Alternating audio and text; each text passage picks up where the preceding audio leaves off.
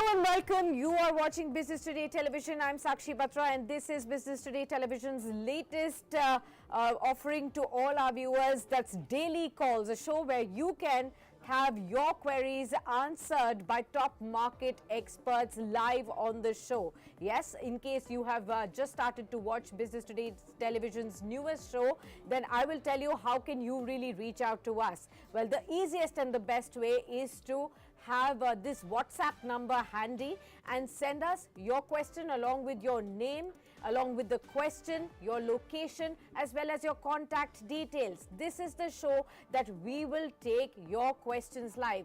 On the other hand, you can send us your questions on this YouTube live where you're watching this show. You can also send in your questions if you're watching this show on Facebook, Instagram, and LinkedIn or Twitter as well. So ensure that you watch all of our platforms, and wherever you want to get easy access, send us your queries and our experts will answer those questions for you. In case there is any problem with any of your stock holding, you are confused about what is the next step that you need to take, whether you should be holding on to the stock, book profits, or maybe sell a stock.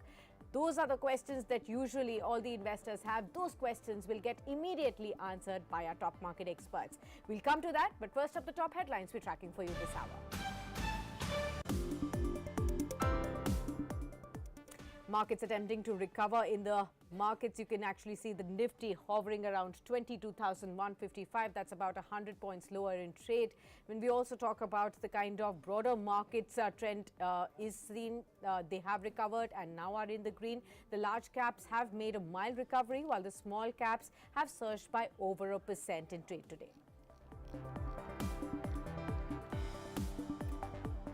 Vodafone Idea FPO's anchor book opens for subscription today. GQG, Fidelity, HDFC Mutual Fund, Quant Mutual Fund to invest in Vodafone Idea's 18,000 crore rupees FPO, and investors likely to participate in anchor book allocation. Just ahead of billionaire Elon Musk's visit to India, reports suggest that Tesla is laying off more than 14,000 staff worldwide to cut costs, affecting 10% of its workforce. This news coincides with reports suggesting that Musk is raising pay for Tesla engineers to deter OpenAI's recruitment efforts. IMD predicts abnormal rainfall from the June to September period, expects to see 106% increase in monsoon rainfall. El Nino conditions are likely to weaken further during the early part of the monsoon season. La Nina conditions are likely to develop during the second half of the monsoon season.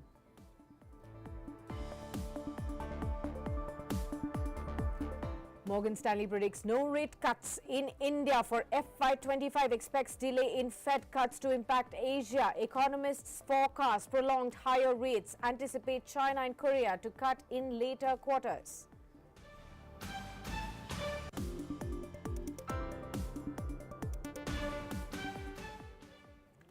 A very good afternoon to all our viewers. Well, the markets are of course trending lower for the third consecutive day, but definitely making an attempt to come back into the green. The markets are off the lowest point of the day as far as the benchmarks are concerned. The broader markets are seeing a sharper recovery. Some of the sectors like oil and gas, small caps, consumer durables, FMCG and auto, they continue to trend in the green, but the pressure mounts from some of the other sectors like IT sector, which continues to hover about 1.5% lower in trade, followed by PSU banks, realty, and also the private banks and the Nifty bank that's now down by about 1% in trade as of now. Let's welcome our guest on the show. Akshay Bhagwat is with us, Senior Vice President Research of Derivatives at JM Financial Services. Akshay, good afternoon to you, and thank you so much for taking the time out for this newest show of Business Today. Well, first up, do tell us how are you looking at this recovery from the lowest point of the day? Does it indicate that in the coming days we could be, coming back to the levels that we were enjoying the week back? Good afternoon, Sakshi. So yes, it's a challenging situation we are in for the markets. It's the global tensions which have escalated in the Middle East, and gap downs have been a common scenario in the last couple of trading sessions, which has seen a significant cut in the Nifty. overall, if one wants to time which would be the possible reversal point where the market can show some good recovery from the current zone, my sense is that the level of 22,000 basis spot Nifty plus minus 50 odd points would be a good level to take a buy entry. Still, we are around 100 and 150 odd points away from those levels. It's a truncated week and volatility would be the key. If one wants to enter 22,000 plus minus, as I mentioned, 50 odd points, take a buy bet there, stop loss below 21,800. And if a recovery comes in, the recovery should be seeing the Nifty back at 22,400 to 450 zone. Okay, got that. Any two stocks that you're watching out for trade today? Well, if I were to take a trade here, it has to be in the defensive bets. One would be DV's Lab. It has had a strong run up lately in the last few trading sessions. And if you see the intraday recovery from the lows of 3,700, it's setting up as a good buy on the short term technical trading perspective. 3850, 3875 are the couple of targets I'm looking forward to. Stop loss on this trade would be below 3675. Second trade here would be Hindustan Unilever. Again, a bet from the FMCG pack. It's been down and dusted and significantly oversold. A good intraday recovery from highly oversold parameters make it a good trade from a risk reward payoff. Keep a stop loss of days low, that's around 2165, and a recovery attempt by HUL can easily see the stock revisiting levels near 2300 in the month of April. Okay, Akshay. Akshay, time to involve our callers now on the show. Let's get the first caller in. The first caller is Samir Chaudhary from Kolkata. Samir, good afternoon to you. And do tell us what is your question on. Do tell me any particular stock you have your question on. Parag milk. Yes, Samir, go ahead with your question. Hello. Yes, Samir, we can hear you. What is your question? I'm having 500 quantity of Parag milk. Okay. Shall At I what hold it or price? sell it? What price did you buy it at? Buy it is a initial at the time of IPO. Once I bought it. You got 500 shares. No. Okay, fine. And you've been holding on to this stock from that time.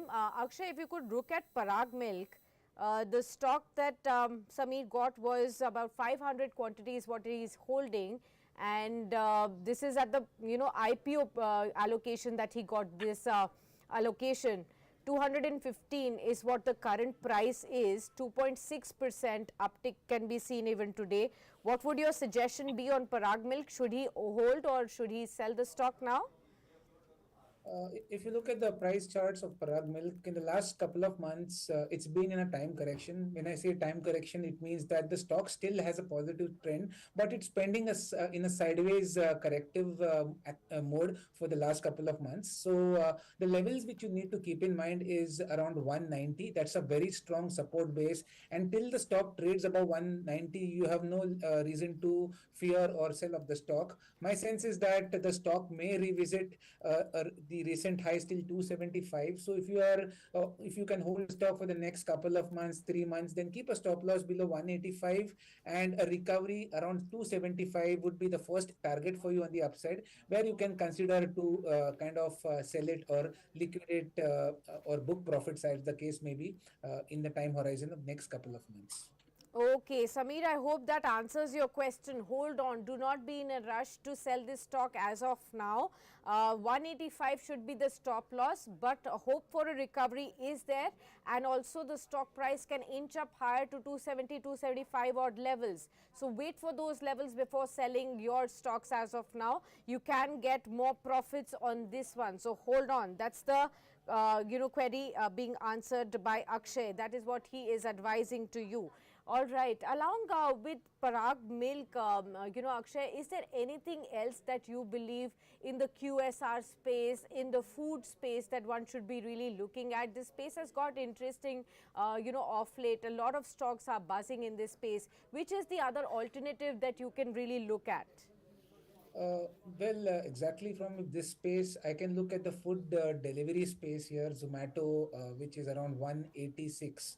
That's the current market price. If you look at the broader chart structure, it's in a very strong uptrend as I see it. In fact, the last 1 year has been completely dominated by the way Zomato has been trading from 40, 50 odd levels to 180.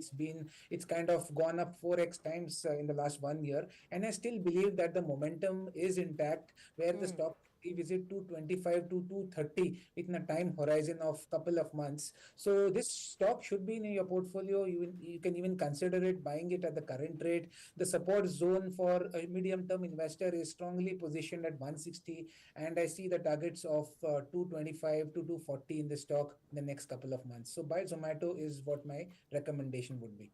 Okay, Zomato has dipped in the recent correction from its all-time high levels of around 200 to 186. This could be a good buying zone for you in case you're looking at adding some stocks from the QSR space. Zomato is what Akshay is betting big on. 230 odd levels could be seen for that kind of a period is something that you can be looking at. Let's get our other caller from Jodhpur. Mahesh Gaur has dialed in. Mahesh, good afternoon.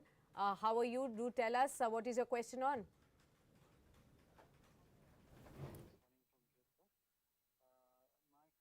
My question is, ma'am, that can you suggest me five stocks for the tenure of 6 months? I have a budget of 5 lakhs. So can you suggest me five stocks which can keep in my portfolio for the 6 months or in exchange for good returns? अच्छा ठीक है तो आपके पास 5 लाख रुपए की पूंजी है 5 lakhs is what you hold you're looking for 4 to 5 stock suggestion for 6 months period so it's a short term period that he's looking at Akshay Mahesh ji he has 5 lakh rupees corpus and he wants to invest in stocks what are the stocks that you will be looking at over the next 6 months keeping in mind volatility could be there election season will be in the thick of action geopolitical risks have started and therefore they are impacting the markets as well so it will be very difficult to pick out or cherry pick stocks at this point in time because the horizon is very short here how would you advise Mahesh ji to go ahead Uh, See the as Sakshi rightly mentioned, the times are challenging. This is the phase of the market where volatility will be at its best. Geopolitical action has started lately. That was not on the cards, so that's the new entrant to the list of challenges which goes on. But the main challenge I see is how the markets react post elections. That's the main challenge as far as India goes, because most of the pricing is already done as to what the outcome would be. So any plus minus here and there in the outcome might have a challenge for you. But anyway, if you were to time some safe stocks in the next 6 months, then I have a couple of names for you. One would be Zomato, which we just discussed right now at the price of 186 odd levels. I think this stock should be on your watch list or in your portfolio. This can easily give you targets of 230 to 240. Second stock which you have should have is Geo Finance, which is around 363 right now. I believe the technical trend is very strong, and broadly, this stock can go for targets of 450 to 475 with a time horizon of 6 odd months. The support is around 300 odd levels, so your stop loss as a risk management should be below 300.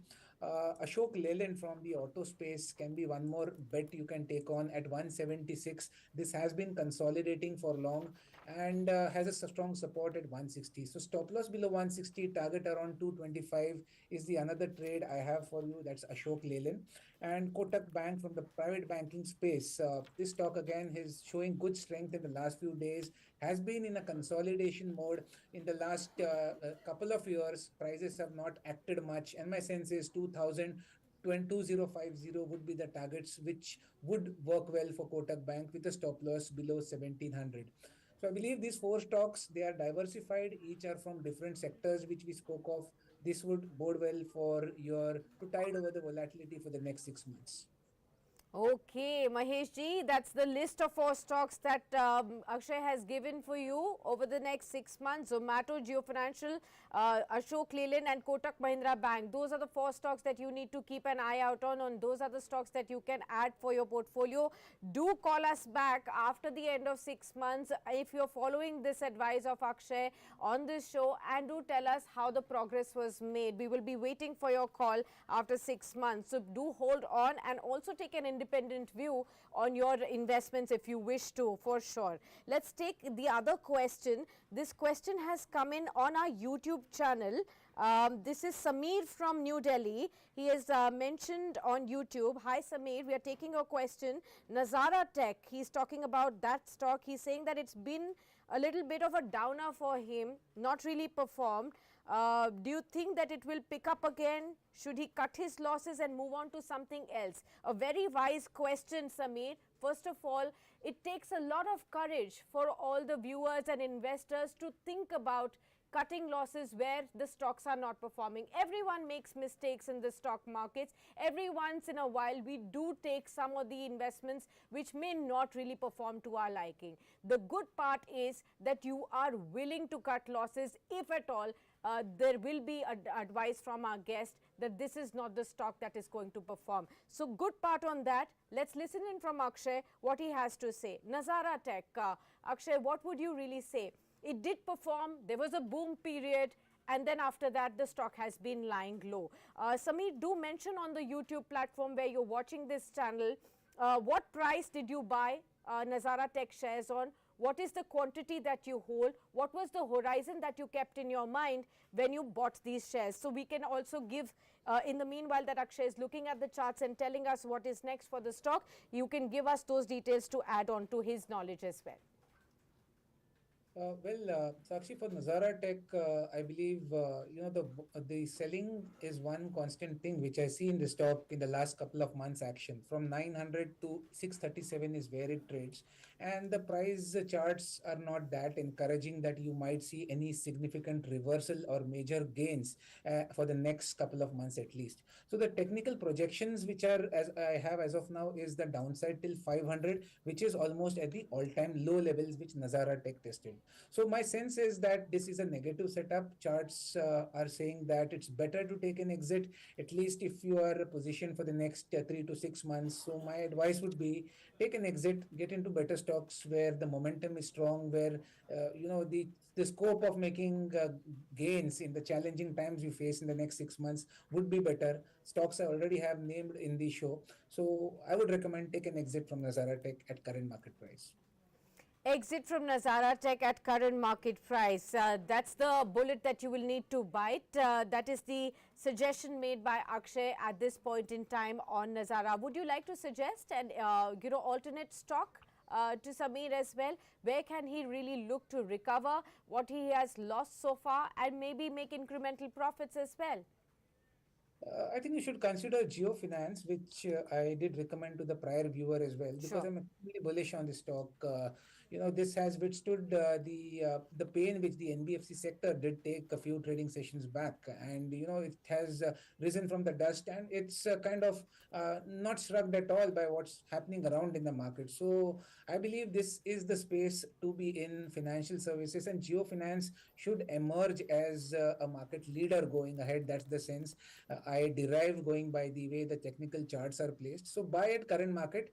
I immediately would it gain or not? Yes, it's more of an investment call. 340, 363 is roughly the range you can expect in the short term, but the broader targets for you would be around 475 to 500 with a time horizon of around 3.5 odd months. Okay, got that. The next question has come in from Chennai. Ravi wants to know from you. He holds the shares of AVG Logistics, and he wants to know, should he buy more? What are the growth prospects? We do not have the details of what is the price. So all the viewers, I want to tell that it's better if you mention what is your price at which you are holding on the stock, what is the quantity, the time horizon that you have, so that our guests can actually get you better answers with the understanding of what you are looking for from your investments as well.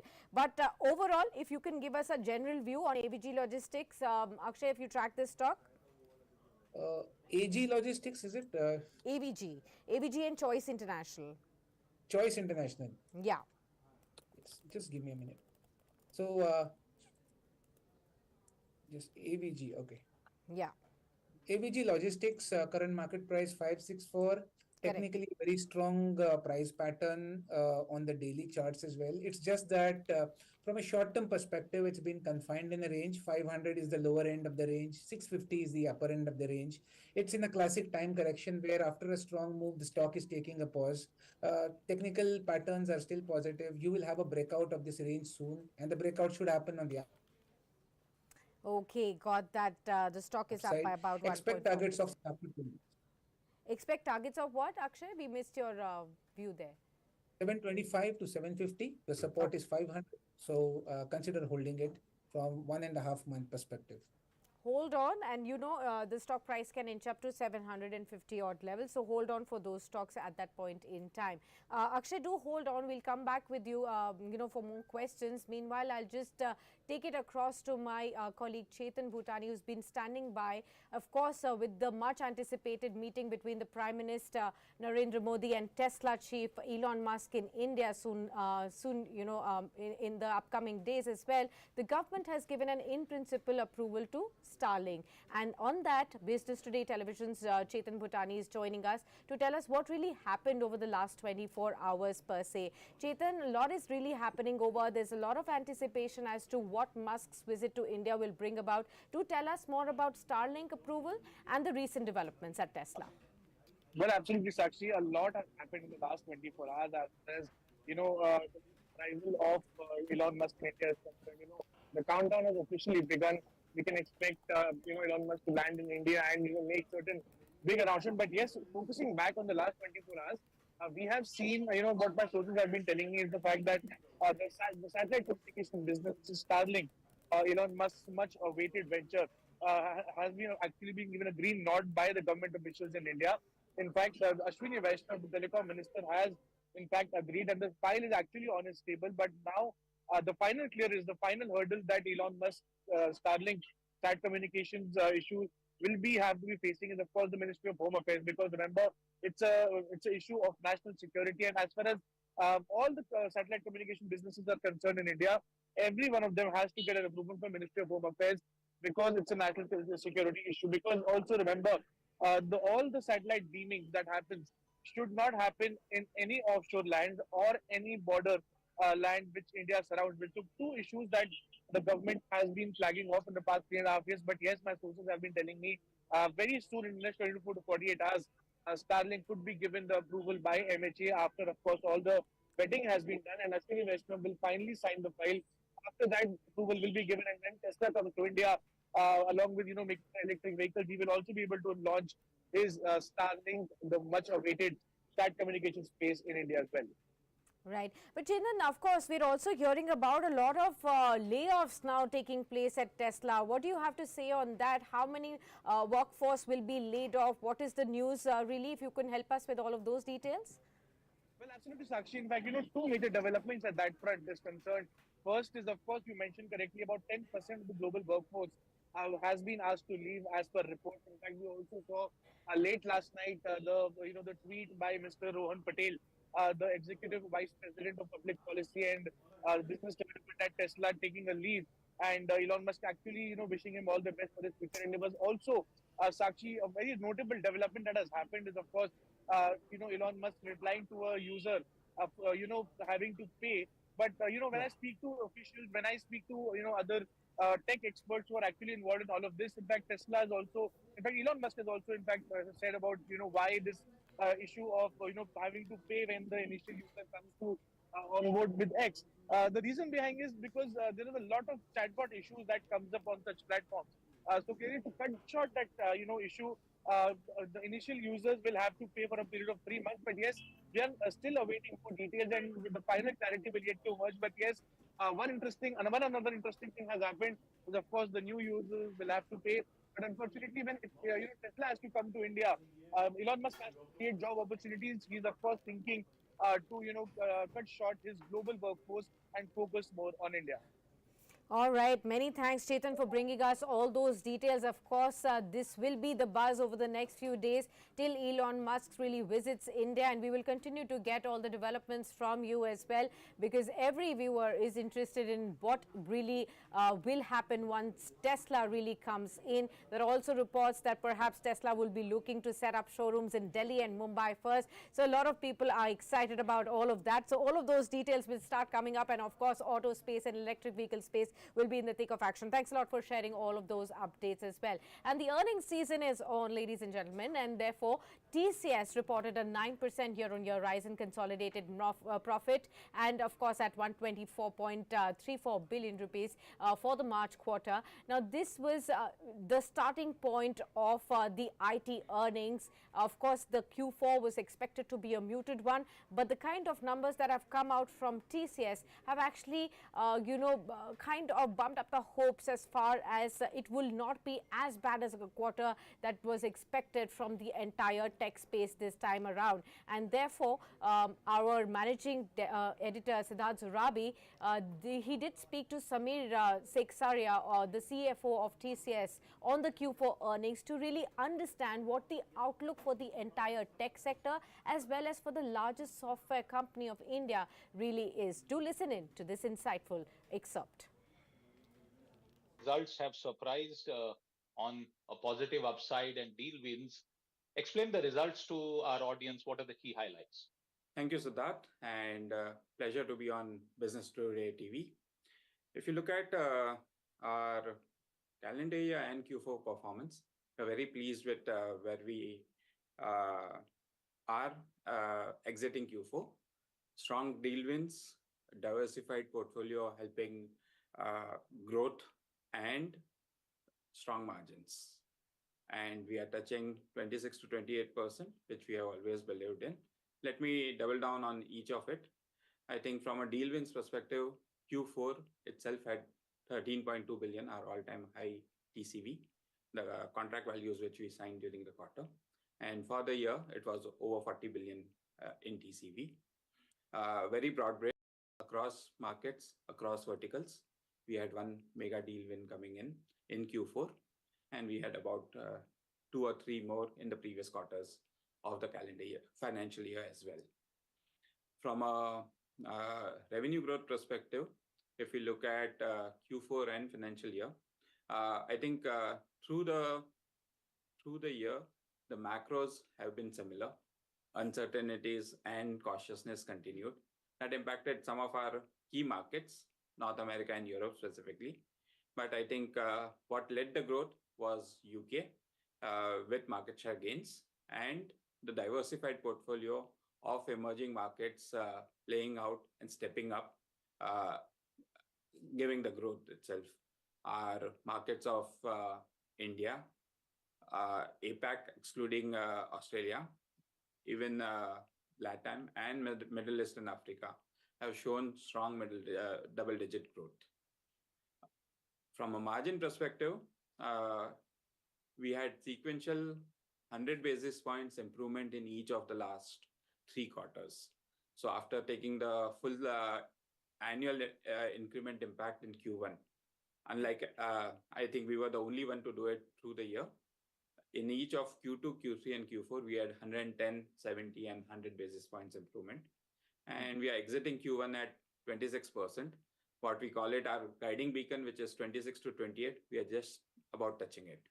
Well, Samit, this is a overall robust quarter, and I'm sure the markets are and will continue to take note of this. But the larger question before I get into some specifics is that with this kind of performance, can we say that the worst seems to be over for the IT sector, which has been sort of battered by certain external factors, and growth is now finally returning to this sector?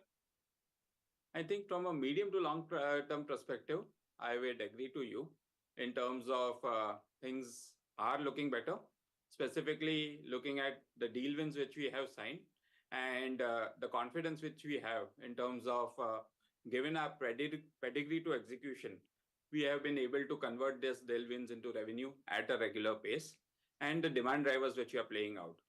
But if you look at the near term, the caution still continues.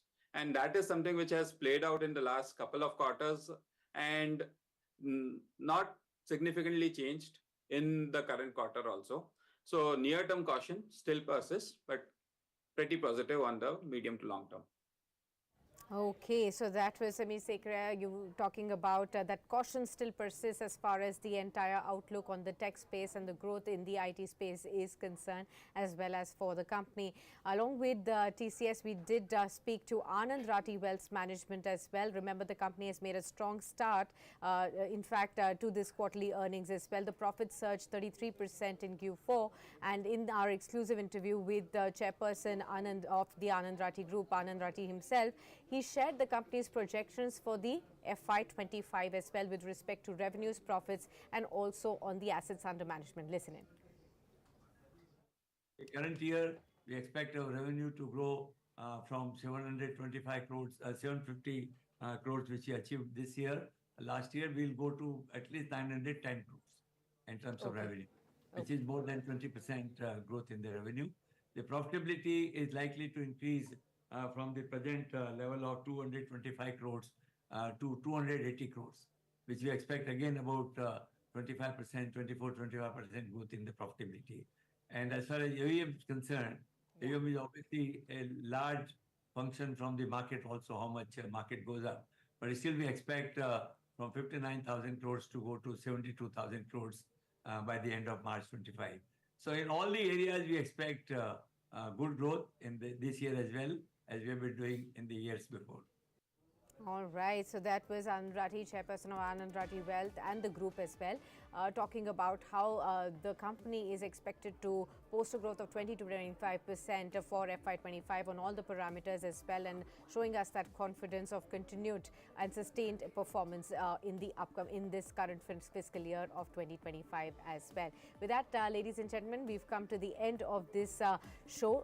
Do continue to watch this show in case you are somebody who's an active investor in the stock markets. You do have some stocks, whether old or new, you want to invest in certain stocks, you do have some queries, do write into us on the WhatsApp number that's flashing on your screen, 730-308-0488, and you can send in your name, your location, the question, as well as you can mention your contact details so that we can also connect with you in case we have any queries on the calls that you have sent us.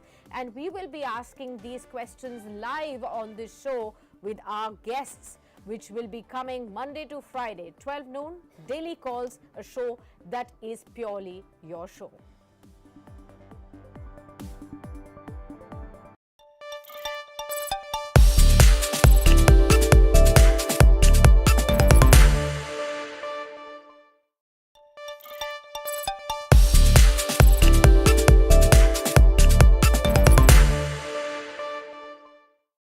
Let me ask, before I open it up to the audience, Dr. Parag and to Dr. Leary.